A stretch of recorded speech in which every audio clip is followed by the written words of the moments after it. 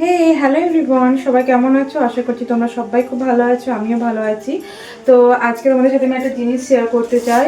মানে এখানে এতটাই সব জায়গাতেই খুব এত গরম পড়েছে না, যে যেমন আমার মেয়ের ক্ষেত্রে কি হচ্ছে, ও এত পরিমাণে ঘামছে যার জন্য ওর ঘামগুলো সব মানে শুকিয়ে গিয়ে ওর জ্বর হচ্ছে, ঠান্ডা জ্বর হয়নি এখনো, কিন্তু ঠান্ডা লাগা এরকম হচ্ছে, সর্দি সর্দি। তো এরকম আমরা ডাক্তার দেখিয়েছিলাম, ডাক্তার দেখিয়ে আমি মানে জিজ্ঞেস করেছি যে ওকে আমি এসির সামনে রাখতে পারি কি না।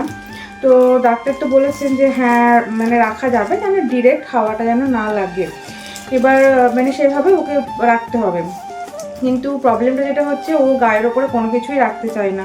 ঠিক আছে, যাই দেওয়া হয় পা দিয়ে মানে এ করে ফেলে দেয়।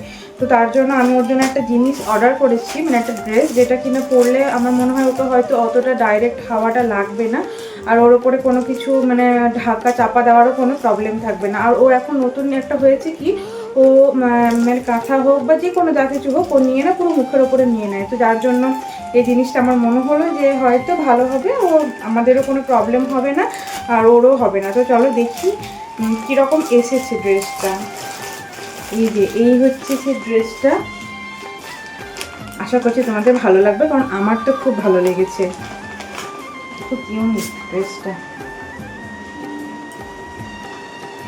এই যে এটা হচ্ছে সেই ড্রেসটা, ভালো না? ড্রেসটা কি কিউট দেখো। এটা হচ্ছে, এইগুলোকে আই গেস রম্পার বলে, আমার মনে হচ্ছে এটাকে রম্পারই বলে, আমার এখন এক্সাক্ট মনে পড়ছে না।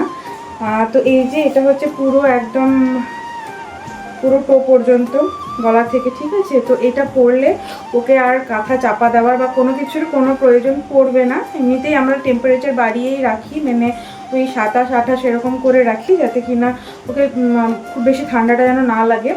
তো এই হচ্ছে ব্যাপার। তো ড্রেসটা কেমন লাগলো তোমাদের কিন্তু আমাকে অবশ্যই জানাবে কমেন্ট করে।